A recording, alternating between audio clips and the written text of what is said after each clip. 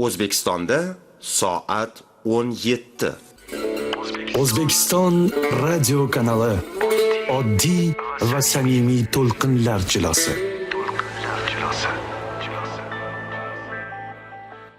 Chirchiq davlat pedagogika universiteti turizm fakultetining katta o'qituvchisi Oybek Xushvaqtov fikrlari shu haqda.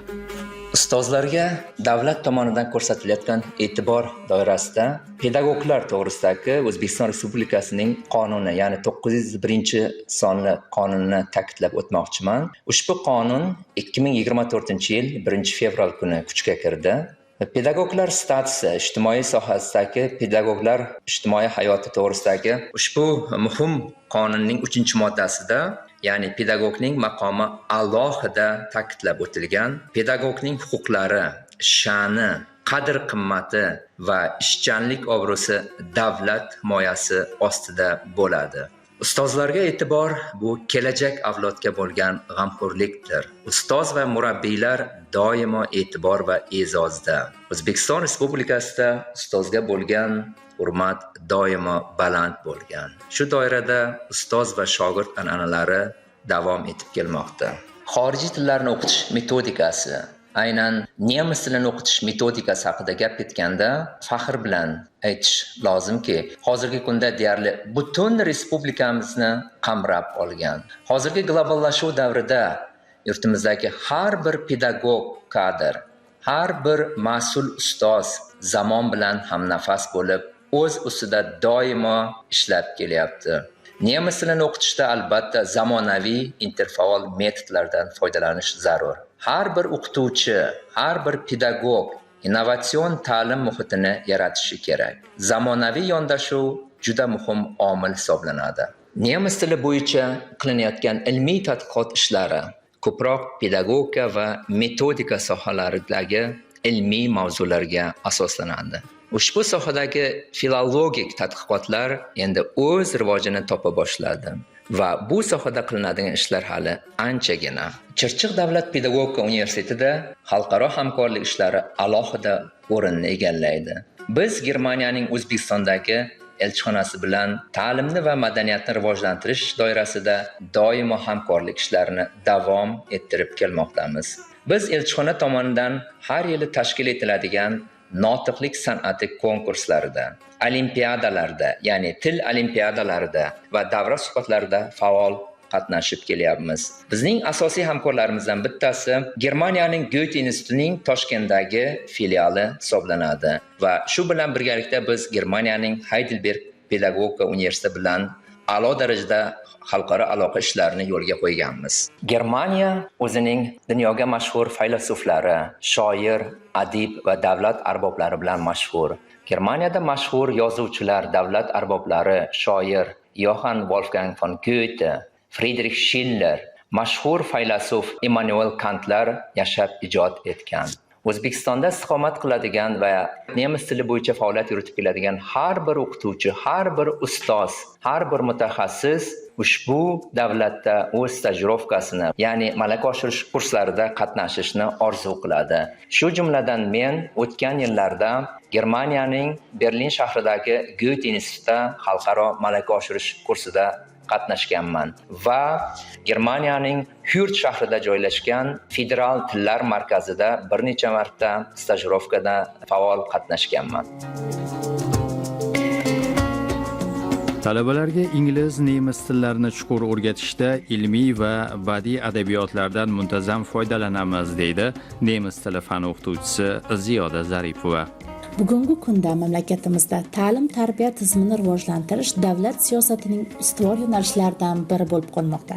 Ayniqsa, ustozlarga bo'lgan e'tibor yildan yilga ortib bormoqda. Prezidentimiz tashabbusi bilan o'qituvchilarning maqomi, nufuzini yuksaltirish, ularning ijtimoiy himoyasini kuchaytirish, moddiy rag'batlantirish bo'yicha qator qarorlar qabul qilindi. Bu qarorlar natijasida ustozlarning maoshi muntazam oshirilmoqda.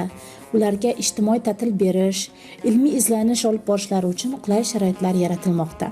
Bundan tashqari, xalqaro tajribalarni o'zlashtirish, xorijiy tillarni chuqur o'rgatish bo'yicha ham ustozlar uchun yangi imkoniyatlar oshirilmoqda. Shu orqali ta'lim tizimimizda zamonaviy, bilimli va raqobatdosh kadrlarni tayyorlash keng yo'l ochilmoqda. Barchamiz bilamizki, hozirgi kunda chet tillarni, ayniqsa nemis tilini o'qitishda qo'llanayotgan metodlar juda ham keng va boy hisoblanadi. An'anaviy grammatika asosida o'qitishdan tashqari qator kommunikativ metodika, interaktiv mashg'ulotlardan, masalan, onlayn platformalardan ham keng foydalanilmoqda. Bu esa talabalar va o'quvchilarda faqat nazariy bilim emas, balki amaliy til ko'nikmalarini ham shakllantirishga yordam bermoqda. Hozirgi kunda bu jarayon faqat yirik shaharlarda emas, balki viloyatlarda, hatto qishloq maktablarigacha kirib borgan. Buni qo'llab-quvvatlash maqsadida ko'plab maktablarda Goethe darsliklari joriy etilgan, zamonaviy laboratoriyalar va til xonalari tashkil etilgan. Shu sababli bemalol aytish mumkinki, nemis tilini o'qitish metodikasi butun respublika miqyosida faol tatbiq qilinmoqda. Mamlakatimizda nemis tili bo'yicha olib borilayotgan ilmiy tadqiqotlarga to'xtaladigan bo'lsak, bu oxirgi 10 yilliklarda sezilarli darajada faollashdi. Oliy ta'lim muassasalarida magistratura va doktorantura bosqichida germanistika bo'yicha ko'plab ilmiy ishlanmalar amalga oshirilmoqda. Masalan, lingva-kulturologiya, tarjimashunoslik, adabiyotshunoslik, tilshunoslik kabi yo'nalishlarda ilmiy maqolalar va monografiyalar chop etilmoqda. Shuningdek, zamonaviy til o'qitish metodikalari, ikki tillilik muammolari, tarjima nazariyasi kabi mavzularda ham tadqiqotlar keng olib borilmoqda. Har yili turli-tuman ilmiy konferensiyalar, xalqaro seminarlar muntazam o'tkazilib kelinyapti. O'zbek va nemis olimlar o'rtasida tajriba almashinuvlari ham yo'lga qo'yilgan. Bu esa nafaqat ilmiy salohiyatni oshiradi, balki O'zbekiston va Germaniya o'rtasidagi xalqaro miqyosdagi tajriba almashinuviga ham katta xizmat qiladi. Hamkorlik samaralari haqida aytadigan bo'lsak, O'zbekiston va Germaniya o'rtasidagi ta'limiy va madaniy hamkorlik juda samarali natijalar bermoqda. Germaniya elchixonasi va Goethe institutining mamlakatimizdagi faoliyati natijasida ko'plab loyihalar amalga oshirilmoqda.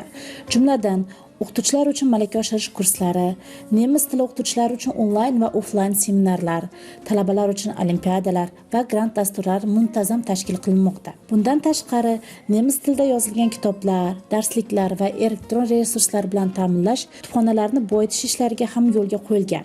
Madaniyat kunlari, kino haftaliklari, Germaniya san'at va teatr namoyishlari orqali yoshlar nafaqat tilni, balki nemis xalqining madaniyatini ham o'rganish imkoniyatiga ega bo'lmoqda. Shu bois bu hamkorlik nafaqat ta'limga, balki ikki xalq o'rtasidagi do'stlik munosabatlarini mustahkamlashga ham xizmat qilmoqda.